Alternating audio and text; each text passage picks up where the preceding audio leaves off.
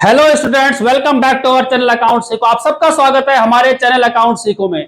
हमने responsibility accounting के बारे में सीखा। रिस्पॉन्सिबिलिटी अकाउंटिंग किसे कहते हैं, कैसे हम कॉस्ट सेंटर को यानी डिफाइन करते हैं, किस तरह हम प्रॉफिट सेंटर को डिफाइन करते हैं, किस तरह हम रिस्पॉन्सिबिलिटी सेंटर को डिफाइन करते हैं, किस तरह हम रेवेन्यू सेंटर को डिफाइन करते हैं, वो हमने सीखा इसके अंदर।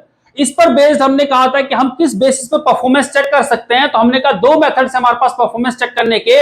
पहला मेथड अगर हम कहें तो रिटर्न ऑन इन्वेस्टमेंट, की आपने कितना इन्वेस्ट किया और कितना आपने प्रॉफिट कमाया है, उस इन्वेस्टमेंट के रिस्पेक्ट में उसको हम देखेंगे, कंपेयर करेंगे कि मार्केट का क्या रिटर्न मिल रहा है। मार्केट में मान लीजिए मेरे को 12% यानी मान तो चलो एग्जाम्पल के तौर पर समझते हैं कि मैंने एफडी किया और एफडी में मेरे को 8% का रिटर्न मिल रहा है। वही अगर मैं अपनी इन्वेस्टमेंट करता हूं और खुद बिजनेस करके कमाता हूं और मैं मान लो 5% कमाता हूं, तो ये मेरे लिए क्या है, अनसेटिस्फैक्टरी है, ये सही नहीं है। मैं इससे बढ़िया अपनी एफडी में पैसा लगा दूं, वो मेरे लिए बेहतर है। तो वही कहना चाह रहा है कि आपको क्या करना है, डिफाइन करना है, किसी की परफॉर्मेंस चेक करनी है, परफॉर्मेंस को इवेल्युएट करना है on the basis of residual income and return on investment, कि आपने पहले इन्वेस्टमेंट कितना किया है, उसके रिस्पेक्ट में कितनी रिटर्न मिली है, और मार्केट से कंपेयर करेंगे तो अगर ज्यादा है तो that is good for the company, it means company अच्छा परफॉर्म कर रही है। बात करते हैं दूसरा मेथड होता है रेजिडुअल इनकम का। रेजिडुअल इनकम तो क्या मीनिंग हुआ कि नेट आपके इन हैंड में कितना बच रहा है, दैट मींस आपने क्या किया है, टोटल प्रॉफिट कितना कमाया है, उसमें अपने जो आपने कॉस्ट ऑफ कैपिटल,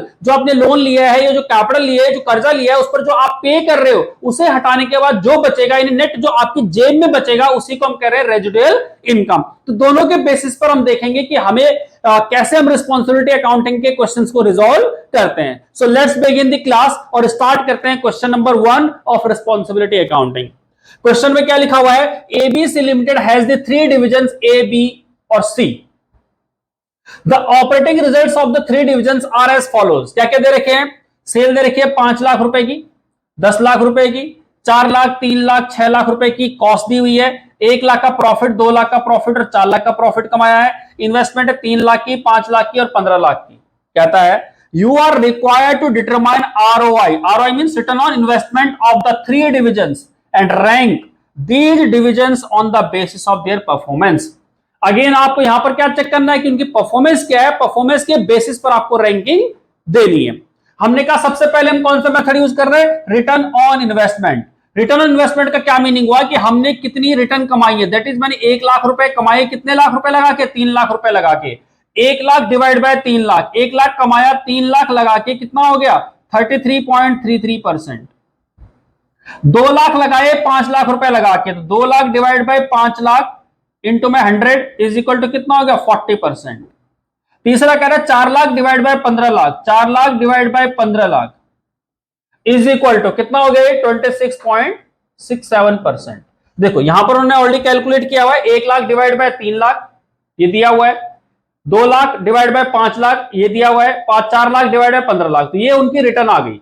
अगर मैं इस रिटर्न के बेसिस पर रैंकिंग करूं तो सबसे ज्यादा जो मेरे को प्रॉफिट मिल रहा है वो मिल रहा है इस वाली रैंकिंग में, दैट इज बी डिवीजन से। तो बी डिवीजन को मैं क्या करूंगा, फर्स्ट रैंकिंग दूंगा। उसके बाद मेरे को 33 मिल रहा है किसमें, ए डिवीजन में, तो इसे मैं सेकंड रैंकिंग दूंगा। और 26% मिल रहा है मेरे को सी डिवीजन में, तो मैं इसे थर्ड रैंकिंग दूंगा। तो मैंने रैंकिंग किस प्रकार से दी, first ranking, second ranking and third ranking, इस तरह से मैंने यहां पर रैंकिंग दे दी है। नाउ दूसरा वो कहता है कि डिटरमाइन रेजिडुअल इनकम। आपको रेजिडुअल इनकम के बेसिस पे बताना है of the 3 divisions and rank them assuming cost of capital is 15%। मतलब अगर मैं मार्केट से कर्जा लेता हूं या मार्केट से उतना ही पैसा अगर लगाता तो मेरे को 15% का रेट ऑफ इंटरेस्ट देना पड़ता, 15% मेरी कॉस्ट आती। अब देखते हैं रेजिडुअल इनकम की बात करें अगर, तो हमने कहा हमारे पास कितना है, 3 लाख का हमने प्रॉफिट कमाया, 5 लाख का और 15 लाख हमारी इन्वेस्टमेंट है, जो कि हमें क्वेश्चन में दी हुई है 3 lakh, 5 lakh, 15,000, this is my investment. और मेरी प्रॉफिट कितनी है, 1 लाख, 2 लाख और 4 लाख रुपए हमारा प्रॉफिट दिया हुआ है, 1 लाख, 2 लाख, 4 लाख की मेरा प्रॉफिट है। ठीक है जी। अब वो कह रहा है कि अगर आपने 3 लाख रुपए लगाए हैं और मार्केट का जो रेट चल रहा है इंटरेस्ट का 15% है, तो 3 लाख का 15% मेरी कॉस्ट ऑफ कैपिटल हो जाएगी। तो 3 लाख का 15% कितना हुआ, 45,000। 5 लाख का 15% कितना हुआ, 75,000। 15 लाख का 15% कितना हुआ, 2,25,000। तो मेरे कर 1 लाख रुपए मैंने कमाया है, जिससे 45,000 रुपए अगर मैंने इंटरेस्ट की कॉस्ट ऑफ कैपिटल पे कर दिया है, तो मेरे पास कितना पैसा बचा, प्रॉफिट नेट, मेरी जेब में रेजिडुअल इनकम कितनी आई, 55,000। इसी तरह यहां पर 2 लाख रुपए लगा के 75,000 की कॉस्ट आई, तो रेजिडुअल इनकम कितनी बची, 1 लाख 25,000। और तीसरा केस कहता है कि 4 लाख रुपए की हमारी इन्वेस्टमेंट थी, जो 4 लाख की टोटल हमारे पास प्रॉफिट हुआ था, उस प्रॉफिट में से मैंने कितना 2,25,000 रुपए की मेरी कॉस्ट ऑफ कैपिटल है, तो कितना प्रॉफिट बचा 1,75। तो जो रेजिडुअल इनकम है मेरे पास सबसे ज्यादा कहां पर है, सबसे ज्यादा है मेरे सी डिवीजन में। तो मैंने सी डिवीजन को फर्स्ट रैंकिंग दे दी। बी डिवीजन में मेरे पास क्या है, उससे कम प्रॉफिट है, तो मैंने सेकंड क्या दी, सेकंड रैंकिंग कर दी। और ए डिवीजन में मेरे को सबसे कम प्रॉफिट है, तो मैंने उससे थर्ड रैंकिंग दे दी। अब देखो दोनों मेथड्स आपके सामने, आप कंपेयर कर सकते हो। पहले मेथड में क्या था, बी डिवीजन जो है हमारा फर्स्ट प्रायोरिटी थी कि हमने कहा बी डिवीजन को हम फर्स्ट रैंकिंग देंगे, जबकि दूसरे मेथड में रेजुअल इनकम में हमारे पास सी डिवीजन जो है उसे हम फर्स्ट रैंकिंग दे रहे हैं।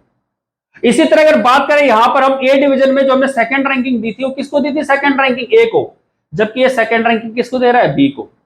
यहां पर थर्ड रैंकिंग किसको दी थी, सी को, और यहां पर थर्ड रैंकिंग किसको दी है, ए को। तो यानी कहने का मतलब यह है कि दोनों मेथड से हम परफॉर्मेंस चेक कर सकते हैं, दोनों मेथड से मैंने इवैल्यूएशन कर सकते हैं, चाहे रेजिडुअल इनकम की बात करें, चाहे रिटर्न ऑन इन्वेस्टमेंट की बात करें, दोनों मेथड से यानी हम परफॉर्मेंस चेक कर सकते हैं और ये डिसाइड कर सकते हैं कि कौन सा डिवीजन गलत परफॉर्म किया है, कौन से डिवीजन ने अच्छा परफॉर्म नहीं किया है। उस डिवीजन के ऊपर एक्शन किया जा सकता है, उस डिवीजन के ऊपर और ध्यान दिया जा सकता है, उस डिवीजन के ऊपर करेक्टिव एक्शन लिए जा सकते हैं। क्लियर है बात? Now move on another question. Another question is, Expro India Limited has 3 divisions. It is considering to make additional investment in one of these divisions. वो चाहता है इसमें किसी में एक एडिशनल इन्वेस्टमेंट करना। रेलिवेंट इंफॉर्मेशन दे रखी है, डिवीजन एक्स, वाई और जेड, 3 डिवीजन दे रखी है। एडिशनल इन्वेस्टमेंट कह रहा है 5-5 लाख रुपए की हम लगाना चाहते हैं। कहता है नेट प्रॉफिट और एडिशनल इन्वेस्टमेंट कितना, 70,000 एक्स डिवीजन में, 65,000 वाई डिवीजन में और 85,000 सी डिवीजन में। करेक्ट करंट आरओआई, अगर हम करंट में जो हमारा कॉस्ट है, रिटर्न ऑन इन्वेस्टमेंट है, वो कितना है, 15% है, 16% है, 14% है, ये इनकी करंट की इन्वेस्टमेंट है। अगर इसको लगता है कितना तो हमें मिल रहा है। कहता है the cost of capital is 12%। अगर हम बाहर से इतना पैसा उधार लेते हैं तो हमारे को कितना पैसा देना पड़ेगा, उसकी जगह कॉस्ट कितनी देनी पड़ेगी, 12%। In which division should the investment be made. अब हमारे पास दो ऑप्शंस हैं, हमने कहा आरओआई ऑप्शन है या फिर हमारे पास रेजिडुअल इनकम ऑप्शन है। हमने कहा आरओआई की अगर हम बात करें तो हमने कहा हमें कितना पैसा प्रॉफिट हो रहा है, 70,000 का प्रॉफिट हो रहा है 5 लाख लगा के, 70,000 का प्रॉफिट हो रहा है 5 लाख रुपए लगा के, तो कितना परसेंट हुआ, 14% की रिटर्न आई। दूसरे मुंह कह रहा है 65,000 का प्रॉफिट हो रहा है 5 लाख रुपए लगा के, तो 65,000 रुपए लगा के 5 लाख रुपए लगा के 65,000 का प्रॉफिट हो रहा है, कितना परसेंट हुआ, 13% का रिटर्न मिल गया। यहाँ 85,000 मिल रहा है, कितना, 5 लाख रुपए लगा के, तो कितने का प्रॉफिट हुआ, 17% का रिटर्न हो गया।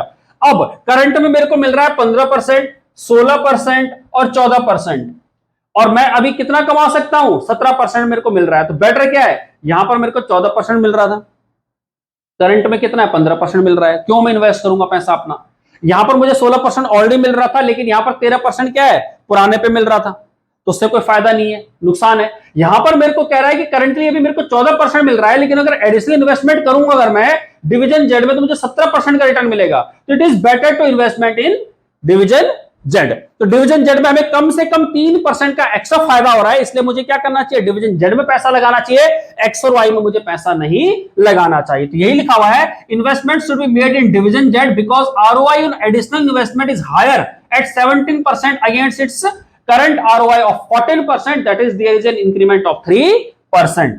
In division X and Y, ROI on additional investment is less than the current ROI. Current ROI 15 मिल रहा है और कह रहा है 14 पे एडिशनल लगाओ, क्यों लगाया, कोई करंट भी चलने देगा, तो कह रहा है 1% का यहाँ पर लॉस है, इसलिए नहीं जाएंगे हम इसकी तरफ। यहाँ पर हमें कितना, 3% का लॉस है, तो हम इसकी तरफ नहीं जाएंगे। जो करंट इन्वेस्टमेंट है उसे करंट में रहने देंगे, एडिशनल में पैसा किस पे लगाएंगे, सिर्फ डिवीजन जेड में एडिशनल में पैसा लगाया जाएगा। बात करते हैं रेजिडुअल इनकम की। अगर हम रेजिडुअल इनकम मेथड से अगर हम बात करें तो रेजिडुअल इनकम में हमने कहा एडिशनल इन्वेस्टमेंट हमारी कितनी है, 5 लाख रुपए की है। प्रॉफिट कितना कमाया हमने, 70,000, 65,000 और 85,000, 70,000, 65,000 और 85,000। अब हमें पता है कि अगर मार्केट में जो कॉस्ट है, मार्केट में जो कॉस्ट ऑफ कैपिटल है, अगर मैं कहीं से भी पैसा लगा के उधार लेके और इन्वेस्ट करता हूं तो मुझे मार्केट में कम से कम कितना रिटर्न देना पड़ेगा, 12% का रिटर्न देना पड़ेगा। या मैं ये कहूं कि मैं अगर अपने घर से पैसा लेके आता हूं तो मैं अगर उसे मार्केट में लगाता तो मेरे को 12% की रिटर्न मिलती, दैट इज अपॉर्चुनिटी कॉस्ट, तो मेरे को 12% का लॉस हो रहा है। तो अल्टीमेटली देखा जाए कि जो भी पैसा मैं जेब से एडिशनल पैसा किसी भी डिवीजन में लगाऊंगा उस पर मुझे कम से कम 12% तो देना पड़ेगा। और जब 12% दूंगा तो जरा बताओ, 5 लाख रुपए का 12% कितना हुआ, 60,000 रुपए मुझे एक्स के लिए देना पड़ेगा, 60,000 रुपए मुझे वाई के लिए देना पड़ेगा, 60,000 रुपए मुझे जेड के लिए देना पड़ेगा। एक्स से मैं कितना 10,000 रुपए का रेजिडुअल इनकम कमा रहा हूं, वाई से मैं कितना 5,000 कमा रहा हूं और जेड से मैं कितना 25,000 कमा रहा हूं। तो बेटर क्या है कि मैं जेड में पैसा लगाऊं ना कि एक्स और वाई में। तो एक्स और वाई में पैसा नहीं लगाया जाएगा, इसे फर्स्ट रैंकिंग दी जाएगी, इसे सेकंड और इसे थर्ड। इट मींस मेरी सबसे पहली प्रायोरिटी होगी कि मैं जेड डिवीजन में पैसा लगाऊं क्योंकि मेरे को वहां पर रेजिडुअल इनकम जो है ज्यादा मिल रही है। Additional investment should be made in division Z as it gives the highest residual income. So that was question number 2. Now move on question number 3. Question number 3 देखते हैं क्या लिखा हुआ है। कहते हैं the food divisions of South McDonald Food shows the following results for the year ended 31st March 2006. Turnover दे रखी है 80 lakh, turnover mean sales basically. Cost दे रखी है 21 लाख, मटेरियल है 660 का, लेबर है, ओवरहेड है हमारे पास 6 लाख के, ग्रुप कॉस्ट है हमारे पास 640 की, टोटल कॉस्ट है 40 लाख रुपए की। दैट इज 80 लाख रुपए लगाए और 40 लाख रुपए खर्च हुए, तो 40 लाख का हमारे पास क्या है, प्रॉफिट है। ठीक है जी। आगे कहता है कि अदर इन्वेस्टमेंट इंफॉर्मेशन क्या है, फिक्स असेट्स में पैसा लगाया और वर्किंग कैपिटल में। तो टोटल हमने 130 लाख रुपए, 1 करोड़ 30 लाख रुपए फिक्स असेट्स में लगाए, 30 लाख हमने वर्किंग कैपिटल में लगाया, टोटल इन्वेस्टमेंट हमारी 160 लाख की। कहता है कॉस्ट ऑफ कैपिटल जो है 13.75% as weighted rate on the total capital employed, कि जो भी हम टोटल पैसा लगाएंगे, टोटल मींस 160 लाख, टोटल का मतलब यहां पर क्या हुआ 160 लाख, कि जो भी हम टोटल पैसा लगाएंगे उस पर हमें कितनी कॉस्ट देनी पड़ेगी, 13.75% की कॉस्ट देनी पड़ेगी। Comment on the management performance of the division using ROI method and RIA से ईवीए भी बोलते हैं, इकोनॉमिक वैल्यू एडेड मेथड भी बोला जाता है इसे। तो आरआई का है या ईवीए मेथड, आपको दोनों से रिजॉल्व करना है। तो हम सबसे पहले बात करते हैं आरओआई की। मैं कहता हूं मैंने 40 लाख रुपए कमाए, कितने रुपए लगा के, सेल कितनी है मेरी 80 लाख रुपए की सेल है, और इन्वेस्टमेंट कितनी है 160 लाख की। तो 160 लाख रुपए कमाए, 40 लाख कमाए, 160 लाख लगा के कितना परसेंट रिटर्न हो गया, 25% रिटर्न हो गया भाई, 25% रिटर्न हो गया। करंट में मेरे को कॉस्ट कितनी पड़ेगी 13.75%, तो डेफिनेटली इट इज गुड। तो वो ये कह रहा है कि हमने क्या किया, 25% का रिटर्न कमाया, हमने कितना 40 लाख रुपए का प्रॉफिट कमाया और इन्वेस्टमेंट थी हमारे पास 160 लाख की, तो 25% का रिटर्न कमाया।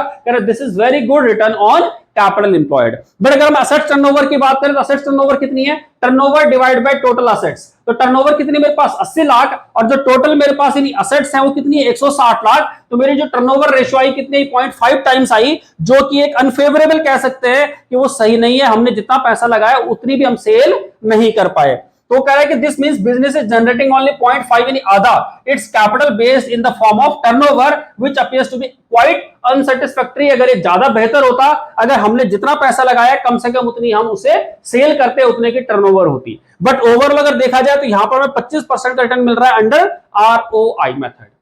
दूसरा वो कहता है हमारे पास रेजिडुअल इनकम मेथड है, ये ईवीए मेथड भी बोलते हैं इसे, रेजिडुअल इनकम कहूं या ईवीए मेथड कहूं। तो हमने क्या कॉस्ट ऑफ कैपिटल निकाल लेते हैं पहले। क्या 13.75% हमारी कॉस्ट ऑफ कैपिटल है, कितनी कैपिटल लगा के 160 लाख लगा के, 160 लाख लगा के 13.75% अगर मेरी कॉस्ट आ रही है जो कि है 22 लाख रुपए, 22 लाख रुपए की मेरी टोटल कॉस्ट आ रही है। अब मैंने कमाया कितना 40 लाख, 40 लाख मैंने प्रॉफिट कमाया जिसमें से 22 लाख मेरी कॉस्ट आई, तो मेरी सेविंग कितनी हुई 18 लाख। 18 लाख मेरी जो है रेजिडुअल इनकम है, 18 लाख मेरी क्या है यहाँ पे रेजिडुअल इनकम। अगर 18 लाख रुपए मेरी रेजिडुअल इनकम है जो कि मेरी कॉस्ट से ज्यादा है, तो दैट सिंपली मींस कि मेरे को प्रॉफिट हो रहा है 18 लाख का।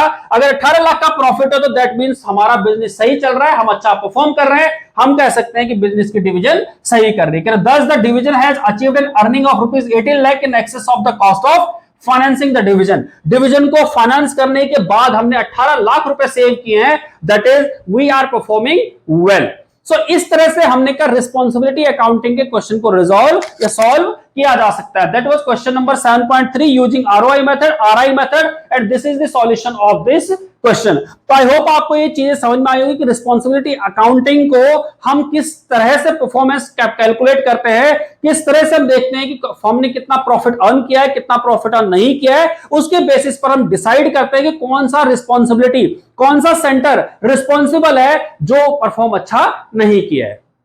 So this is the complete chapter we have done of responsibility accounting. तो responsibility accounting की हमारी सारी क्लासेस यहां पर खत्म होती हैं और बाकी अब हम नए सेशन में चलेंगे तो वहां पर हम देखेंगे बजट्स एंड बजटरी कंट्रोल से रिलेटेड क्वेश्चंस देखेंगे, ये बजट एंड बजटरी कंट्रोल का चैप्टर को स्टार्ट करेंगे। सो आई होप आपको पूरा चैप्टर समझ में आया होगा। इसके बावजूद अगर आपका कोई डाउट रहता है तो आप सबसे रिक्वेस्ट है कि प्लीज कमेंट सेक्शन में जरूर लिखें अपना डाउट, जिससे कि हम उसको जल्दी से जल्दी सॉल्व करके आपकी क्वेरी को रिजॉल्व कर सकें। बाकी अगर आपको हमारी वीडियोस अच्छी लग रही हो तो आप सबसे रिक्वेस्ट है कि हमारे चैनल को सब्सक्राइब करें, वीडियोस को लाइक जरूर करें और शेयर करें, जिससे कि मैक्सिमम बच्चों तक ये पहुंच सके। Thank you so much.